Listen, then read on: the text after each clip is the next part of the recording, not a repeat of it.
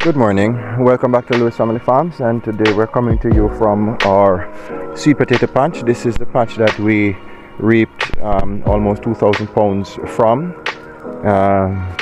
in our last season. We stopped checking at about 1,000 pounds and we still are reaping, as you can see, from the same patch. This patch now is about 11 months old. We started planting in January and we just continued reaping after three months. We just continued reaping, but we have been expanding the farm, so this has become our nursery, and from here we are pulling slips to be planted in the larger farm. The farm that we are now relocating our sweet potatoes to is I don't know, probably about 10 times this. It's an acre and a half, and that we are putting into production now with pure sweet potatoes. And here you can see where we have pulled the slips. I'll just give you an idea as to how we go about doing that. So these are the vines, all right, and we look for where the node joins with the main vine, and we just clip it like that. So there, and then that becomes a slip. All right, so that becomes a slip. Set that aside and let me do it again. So we look for where the node there, we separate. All right, that's another slip, and then it is this slip now that we cut into about 12 inch. Normally we try to get at least 5 to 6 nodes. That's 5 to 6 of these. One, so that's 1, 2, 3, 4, 5 to 6 of those, and then we plant those. Yeah, but definitely, you know, when you need to cut 20,000 slips, you have to move a bit faster than that, but that's exactly what we do. All right, so we are moving these from here to the larger farm. This becomes our nursery. So in short order we will be cleaning up this again. We're going to give it a break from the cover crop. Not so sure, probably try some vegetables in it, and then later on we will be putting it back into sweet potatoes. Probably another 2 months from now, 3 months from now, we'll be putting it back into sweet potatoes and in preparation again for planting. All right, so that is where we are now. All right, so here, as you can see, all the green that you can see is actually sweet potatoes springing. All right, so all of those are new growth. It's new growth. Yeah, so these are looking really nice. So we had already known that not all the sweet potato slips are would grow or would start sprouting, but so far the rate is not too bad. The rate of growth is not too bad. These are looking lovely. They are looking lovely. So going. So this is where we have set our pumpkins. So those are going to be planted on the other side. And where we are planting, we realize ginger was planted here before, so we see a couple ginger plants coming up as well. So that's an additional blessing. Here we didn't plant those, but they were already in the soil, so they are coming up. Yeah, not looking bad so far. We would do well with a shower of rain, but if it doesn't come, the slips that have already started springing, they will not die. Sweet potatoes don't die that easily. And one of the good thing about the position of this part of the farm, is that it is below a hill. And what I realized is that even though we don't get any rain, there is a river or a gully on that side. There's no water in it, What I realize is that the water is draining from the hill. So when we go about 3 to 5 inches down underneath the topsoil here, it is actually wet, and that is what is causing these sweet potato slips to be able to survive even though it is not raining. Last year this time, we are in early November. Last year this time we were experiencing really heavy rains, flood in some places, but this year it is not like that. This year is pretty dry. It's very dry, especially here on the farm. But for the sweet potatoes, we didn't choose to irrigate because we cannot afford to irrigate such a large portion of land right now. We are really just starting to expand the farm to where we really want it to be.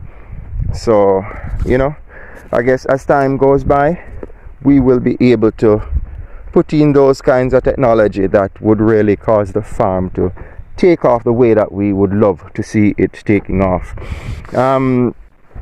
So we have lost some of the slips, as I said earlier, and I am thinking that we might probably the next dark night or another week or so, we would try to put back some of the slips that were lost. That's a decision that we'll have to make depending on how we're getting the rains. So if we're not getting the rains, then we're not going to do that. It wouldn't make much sense. But if we start getting the rains, then we would try to put in those slips, because how we reap sweet potatoes here on these small farms is not really like how the large scale farmers reap sweet potatoes. The large scale farmers just go through with their machinery and reap just one time, just rip the soil and reap whatever is there, large, small, in between. But how we reap sweet potatoes here on the smaller farms, it's a bit different, because what we do is that we go through and we reap based on the order that we have. So if we get an order for 1,000 pounds of sweet potatoes, these were planted in this week, so these are a couple of days younger than the set over there that you see germinating. These the soil is pretty wet on this side. It's not very wet on this side, but it is wet and moist on this side, so we're not expecting to lose much, or if not any, of these sweet potatoes on this side. For one reason, because of the trees. Those trees are actually blocking the sunlight from coming in to this side of the farm. We will be taking out those, but we just wanted to get the sweet potatoes in first. So we will be taking those. We will be falling the trees to the hillside, so they should not fall on this side of the farm. It shouldn't affect the sweet potatoes that are planted here. All right. So that is that. So what we do is that on the smaller farms is that we reap to order. So if we get an order for 1,000 pounds, as I was saying earlier, then we come in, or the reapers come in, and they reap the 1,000 pounds, and we deliver. So in reaping the 1,000 pounds, we would actually go through and reap the larger sweet potatoes. So we'd actually search the vines and reap the larger potatoes, or reap them row by row. So even if we put in some of the slips like 2 weeks after the previous set was planted, then we would still be okay, because we wouldn't really be touching those slips unless sweet potatoes are underneath them. So for that reason, we don't normally have to plant all our slips at the same time, because we don't reap all our sweet potatoes at the same time. All right, so as you can see, this was recently planted. It looks pretty thick, but let us see. It's the first for within years this plot of land has been cultivated or farmed, so it should have nice substance inside there. Yeah, so let's wait and see. All right, so the sweet potatoes, this is about an acre. It's from there, or a little bit more than an acre. It's not very wide, but it is long. And then we go all the way down there. So yeah, that's the sweet potato. So over there, what we're here to do today is over where you're seeing that greenery. We're here to start clearing that plot of land now for the pumpkins that I just showed you, where we had planted or sown those seeds for germination. So we are burning this section in anticipation to put in our pumpkins. All of that section will be planted out with pumpkins very, very soon. Within another 2 weeks, when the dark night comes in again, that will be planted out with pumpkins. Alright, and then after that, now we will come back to this section and we will do an initial weeding. As you can see, there are some plants, some tree stumps, because the land was not plowed as we would have really appreciated or hoped for it to be plowed. But nevertheless, we are using it as it is. Hopefully the next time around we'll be able to get it to what we want. We want it to be like. As you can see here, where I'm standing, wasn't plowed any at all. There's this section also. That's this row. This row wasn't plowed any at all, so we are not able to plant anything in it. But you know, so it is when you don't have your own machinery and you have to depend on others to do it for you. Even though you're paying, sometimes you don't get the value of what you pay for. So that's the case, and but we're still giving thanks. We have a God up above who watches over us, and we trust and believe that He will see us through in whatever endeavors we do, as long as it is to glorify Him and to help our neighbors. So we continue to do what we can. As I said, really happy that the sweet potato here is off and they are coming on. So we move on to the next thing, and yeah, so that's pretty much what we're going to be doing here today. And if there is any additional things that we'll be doing, then we'll probably do another video and keep you up to date. Alright, so thanks for all our subscribers. Please like and share our videos so that we can build this channel, build this platform on this channel, and you know, really move from strength to strength and to share with the world what we're doing here in our neck of the woods. Farming is done out of love and out of respect for nature and the soil and for food and food security.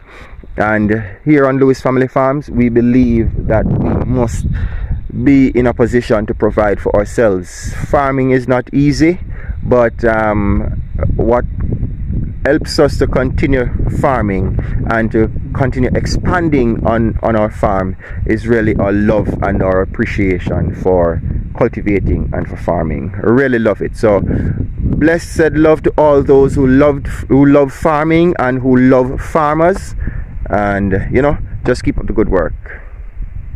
Today we are coming to you from our new sweet potato patch. It has been 2 weeks and we still have not yet completed planting all other sweet potatoes, but so good so far. We probably just have about 500 more slips to plant. It's not really a lot comparing to the amount that we have been planting. Today we're just giving you an update as to how they are coming on. It's 2 weeks now and we are already seeing signs of growth. We have not been having much rain, but to God be the glory, we are already seeing signs of growth. All right, so just giving you an update. Hope you like what you see. All right, so please like, share, subscribe. Blessed love to all those who love farming and who love farmers. Farming is difficult, and but it's something that we love, and if you do not love farming, then don't try to become a farmer. You have to love farming. Farming is difficult. In farming you can lose. It might not rain, you might not have any water, pests might come in, mites might come in, fungus might come in, flooding might come in, drought might come in, thieves might come in, animals might come in. There are so many things that can go wrong in farming that can cause you to become discouraged. The plants might just not produce, and a frost might come in, snow might come in, all kinds of things. But if you love farming, when you lose a crop, you put in two, and you just keep expanding. And one day, the beauty about farming is that if you put in 10, the great possibility is that if the crop really produces, it can give you 100. It can give you tenfold. So if you actually lose on your first crop, your entire crop, you lose on your second crop, the entire crop, you lose on the third crop, the entire crop, you lose on the fifth crop, the entire crop. And when you go to the sixth crop, it might just give you a tenfold. So you wouldn't really consider that you have lost, because you would have made a profit there. That's one of the forgiving thing about farming. You don't really, I don't know anybody who really continues to lose and lose and lose and lose and lose and lose in farming. It is very forgiving.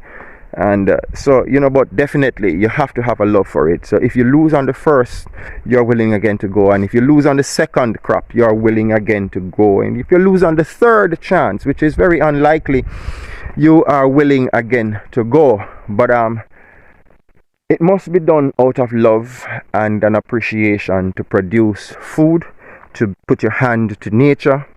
So if you don't love farming and you want to be a part of farming, you probably need to become an investor in farms.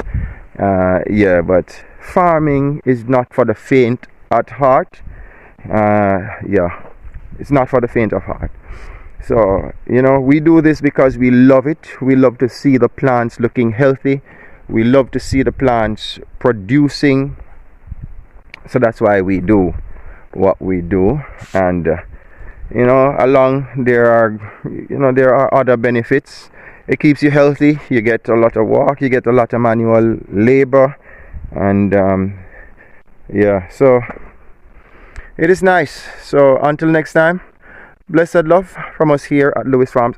Please remember to like, subscribe, and share our videos so that we can grow this channel. Our target now is to reach 1,000 subscribers.